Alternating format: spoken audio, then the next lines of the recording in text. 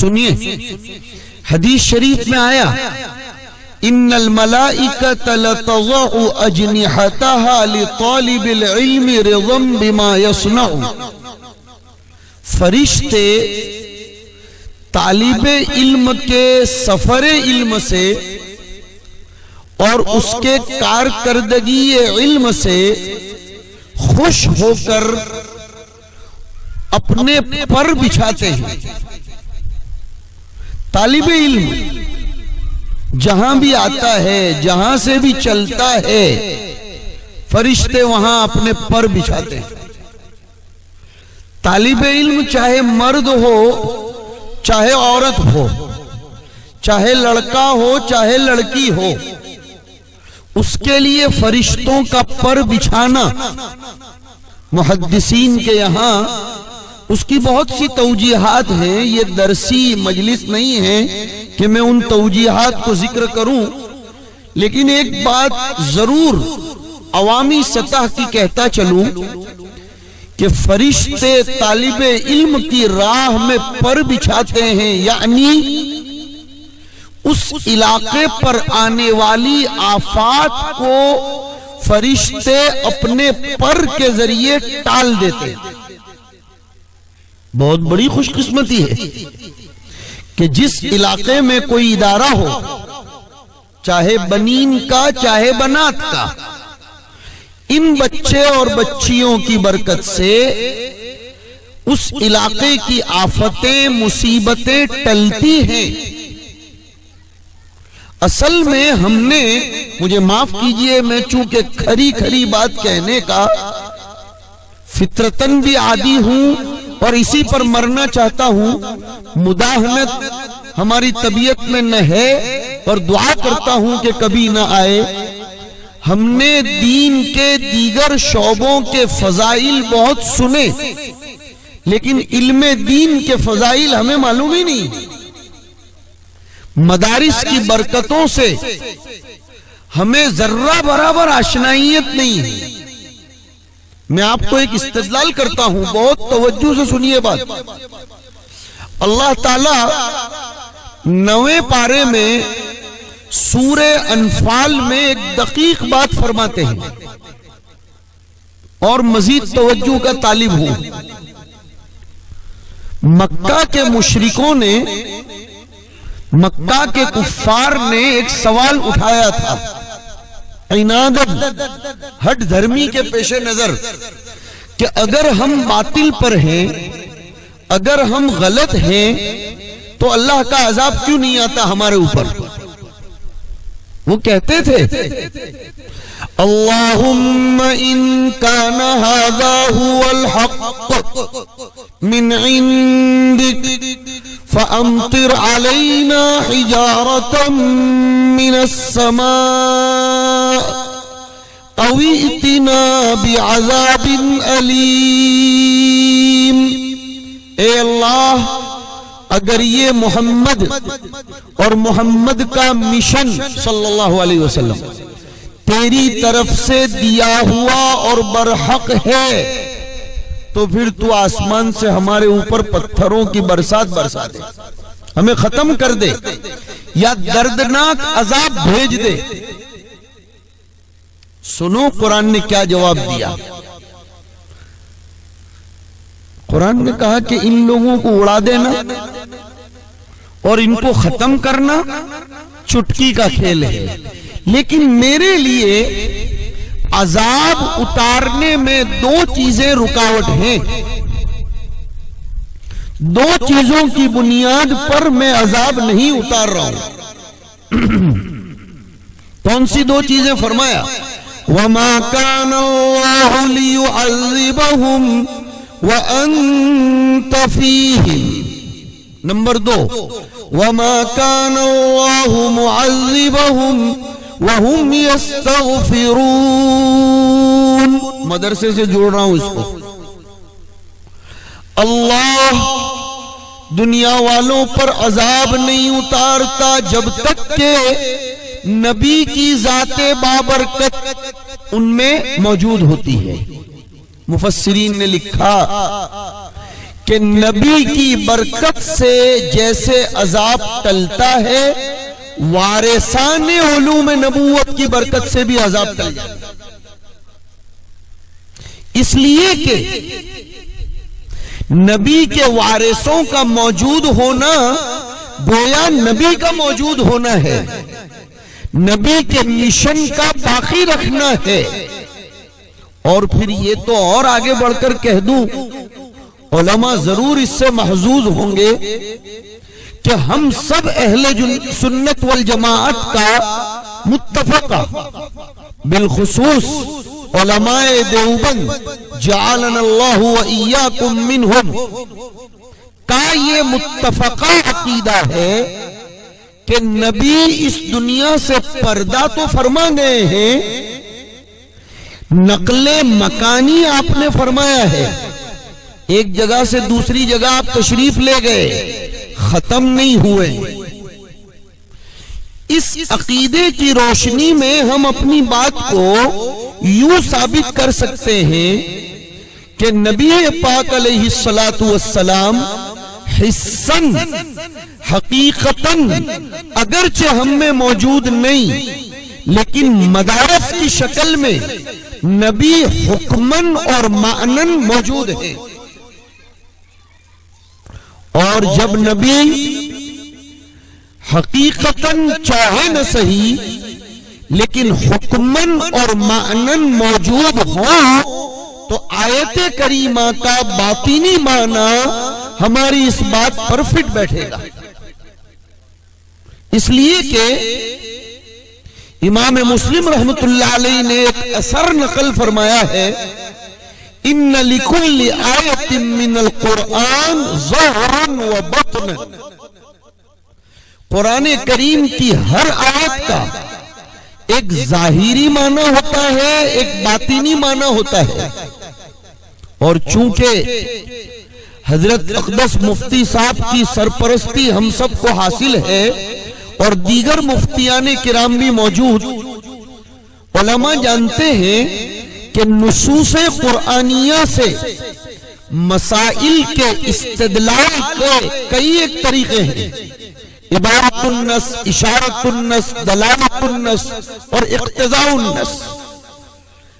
इस आयते करीमा के तकाजे से मैं जरा अल्फाज अवामी सतह के इस्तेमाल कर रहा हूं, वही मुख्तज़ाए नस को मैंने कहा कि आयते करीमा इस बात पर दलालत करती है कि जैसे नबी की जात का दुनिया में मौजूद होना ये अज़ाबे इलाही, गज़बे इलाही, निक़मते इलाहिया के टलने का सबब और जरिया है, नबी की जात का हुक्मन और मानन मौजूद होना भी अल्लाह के गजब के टलने का एक बहुत बड़ा जरिया है।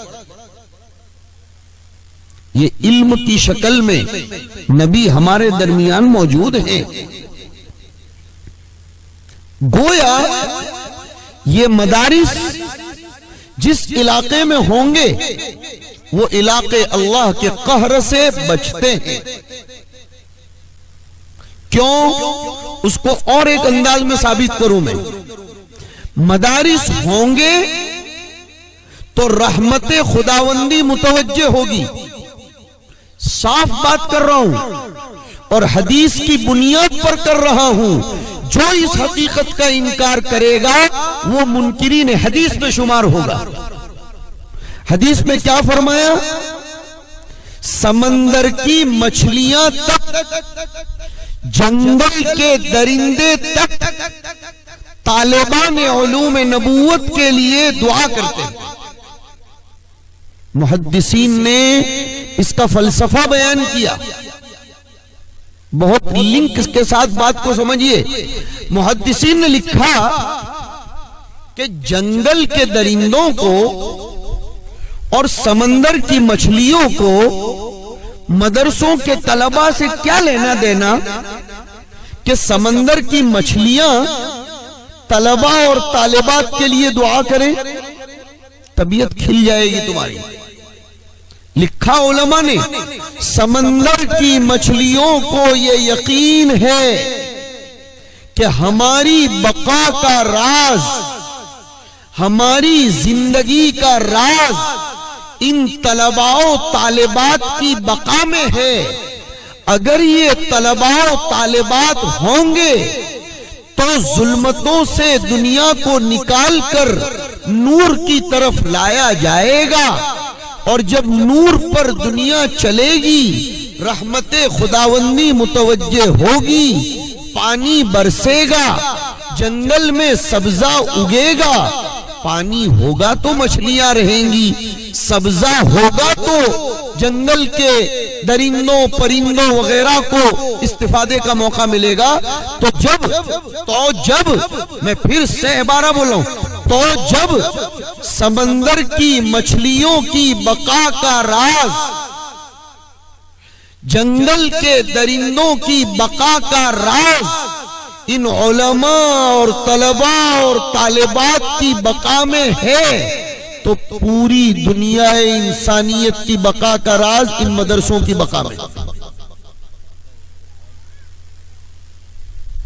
फरामोश मत कीजिए इस बात को।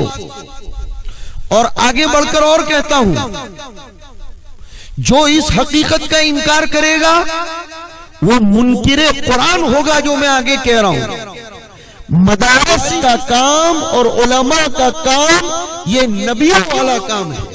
मैं नहीं कहता इसको, कुरान कह रहा है। कहां कह रहा है? एक जगह नहीं, दो जगह नहीं, 3-4 जगह पर कह रहा है कुरान। कहां कहां कह रहा है? मैं सब जगह की तिलावत नहीं करूंगा। फरमाया, लक़द मन्नल्लाहु अलल मुअमिनीना इज़ बअस फ़ीहिम रसूलन मिन अनफुसिहिम यतलू अलैहिम आयातिही व युज़क्कीहिम व युअल्लिमुहुमुल किताब वल हिक्मा। कि अल्लाह ने ईमान वालों पर एहसान फरमाया कि उनमें ही से एक रसूल भेजा, और उस रसूल का काम क्या है? कुरान करीम की आयत की तिलावत कर और लोगों के दिलों को मांझना। हाँ, लोगों के दिलों को मांझना, दिलों को, दिल पर मेहनत की जरूरत है। सिर्फ जाहिर संवारने से काम नहीं चलता। आदमी अपना जाहिर कितना संवार ले, लेकिन उसका दिल अगर गंदा है, हसद, कीना, बुग़्ज़, अदावत, इंतकाम के जज्बात, नफसानियत, एक दूसरे की किरदार कुशी अगर ये है दिल में, तो फिर अज दिल जब खेजद ही नहीं होगा तो बर दिल रेजत कैसे होगा? नबी ये काम करता। और तीसरा, नबी किताबुल्लाह की तालीम देते हैं और जिंदगी जीने का गुण सिखाते हैं। अल हिकमत का अवामी तर्जमा कर रहा हूं। ये चारों मिले जुले काम लड़के और लड़कियों के मदरसे में अंजाम दिए जाते हैं। और साहब, शायद कभी आप हजरात की तवज्जो उस आयत की तरफ गई हो कि खुद नबी पाक अलैहिस्सलातु वस्सलाम को कुरान मजीद खिताब करता है और कहता है, उतलु मा ऊहिया इलैका मिनल किताबी व अक़ीमिस्सलाह। ए नबी, आप किताब की तिलावत कीजिए। जब नबी को तालीम है तो फिर मोमिनीन को इसका हुक्म क्यों नहीं होगा? मोमिनीन को कुरान की तिलावत करनी पड़ेगी। और तिलावत किसे कहते हैं? अब आगे आइए, इस तरह जोड़िए जरा और दलाइल पर गौर कीजिए। तिलावत करने को कहा गया, लेकिन फरमाया यतलूनहु हक़्क़ तिलावतिही उलाइका युमिनून बिही। कि जब तक किताबुल्लाह की तिलावत अल्लाह के नबी के मंशा के मुताबिक नहीं होगी, तब तक ईमान और यकीन अधूरा है। इसी नबी की मंशा के मुताबिक तिलावत करने का गुर इन मदरसों में सिखाया जाता है। ये मदरसों का बहुत बड़ा काम है। दूसरा, मदरसों में तलबा और तालिबात को जिंदगी जीने के गुर सिखाए जाते हैं। मुआमलात, एक दूसरे को धोखा न देना।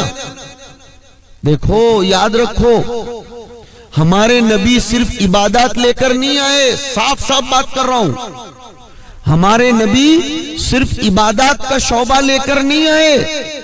हमारे नबी ने जहां इबादत दी, मुआमलात भी बतलाए, मुआशरत भी बतलाई, आदाब और अखलाक भी सिखाए।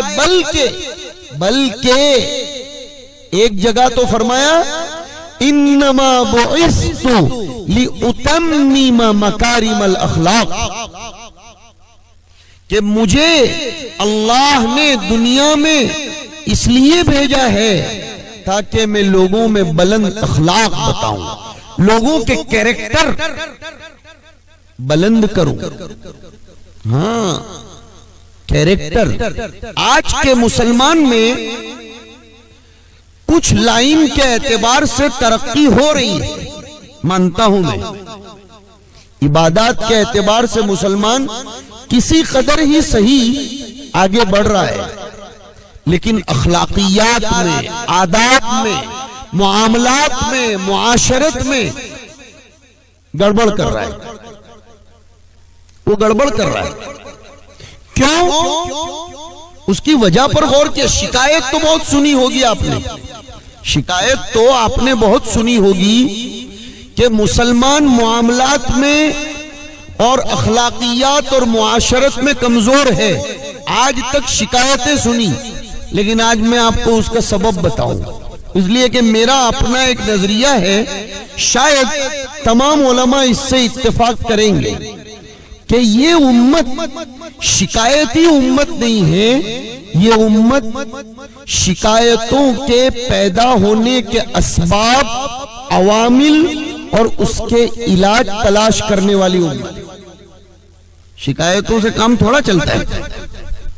तो अब ये शिकायत हर एक के जबान पर हम लोग सुनते हैं कि भाई हमारे मामला ठीक नहीं, हमारी मुआशरत ठीक नहीं। क्या वजह है? वजह जहालत है। जहालत इसकी वजह है, इसलिए कि लोगों को नहीं मालूम किसके कितने हुकूक बनते हैं, किसके साथ का मुआमला कैसा करना चाहिए। इसलिए कि सुनो, नबी की जिंदगी में सिर्फ नमाज नहीं मिलती, नबी की जिंदगी में खरीद और फरोख्त भी मिलती है, नबी की जिंदगी में मुआशरत भी मिलती है, नबी की जिंदगी में एक दूसरे के साथ किस तरह का मुआमला करना भी मिलता है। मैं एक नुक्ते की तरफ तवज्जो दिलाऊं। हदीस शरीफ में फरमाया, 7 किस्म के लोग कयामत के दिन अर्श के साया तले होंगे, जिस दिन कोई साया नहीं होगा। इस्लाम का नजरिया समझा रहा हूं। उसमें से एक शख्स बतलाया गया कि रजुलुन क़ल्बुहु मुअल्लक़ुन फिल मसाजिद, वो आदमी जिसका दिल मस्जिद में लटका हुआ हो। क्या बलागत नबविया है। ये नहीं फरमाया कि जिसका दिल मस्जिद में बांधा हुआ हो, ये नहीं फरमाया। बांधना और लटकाना में फर्क है। देखो, मुझे तो समझाना है, किसी भी तरीके से समझा लूं। ये कलम है, इसको अगर आप बांध देंगे तो ये न इधर हरकत करेगी न इधर हरकत करेगी, इसलिए कि आपने उसको बांध दिया है। और अगर आप उसको लटकाएंगे तो ये तो हिलेगी, ये इधर भी जाएगी उधर भी जाएगी, और फिर जब झोंके खत्म होंगे तो ये दरमियान में आकर अटक जाएगी। मोमिन को बताया गया कि हमारी तालीम तुझको मस्जिद में अटकाने की नहीं है, लटकाने की। हम तुझे दुनिया से काटना नहीं चाहते, हम तुझे दुनिया से काटना नहीं चाहते हैं। नहीं नहीं नहीं नहीं, जुमा जैसे मुक़द्दस दिन में भी हम तुझे कहते हैं कि जब नमाज खत्म हो जाए फंतशिरू फिल अर्द, जमीन में फैल पड़ो, वब्तगू मिन फज़लिल्लाह, और अल्लाह की रोजी को तलाश करो। फजल से मुराद यहां रोजी है, इसलिए कि कुरान ने दूसरी फजल बोलकर रोजी मुराद ली है। कहां ली है? दूसरे पारे के रुकू नंबर 9 में, लैसा अलैकुम जुनाहुन अन तबतगू फज़लन मिन रब्बिकुम। तो मैं समझाना ये चाह रहा हूं कि मुसलमान को जब ये कहा गया कि तेरा दिल मस्जिद में अटका नहीं लटका हुआ होना चाहिए, तो दुनिया के तकाजों का भी ख्याल कर, लेकिन दुनिया के तकाजों में रहते हुए तेरा ध्यान, तेरी तवज्जो मस्जिद की तरफ होनी चाहिए। इसीलिए बैलेंस देखो, बैलेंस समझो, जरा कुरान को समझो। बैलेंस रखते हुए फरमाया कि हमने खुद तुझे कहा कि जब नमाज हो जाए जमीन में फैल पड़ो, अल्लाह की रोजी तलाश करो, लेकिन रोजी तलाश करने में जिक्र इलाही से गफलत मत बरतना। इसलिए उसी आयत में फरमाया वज़कुरुल्लाह कसीरा। क्या बैलेंस है भाई कि इज़ा कुदियतिस सलात वज़कुरुल्लाह कसीरा, और दरमियान में फंतशिरू फिल अर्द।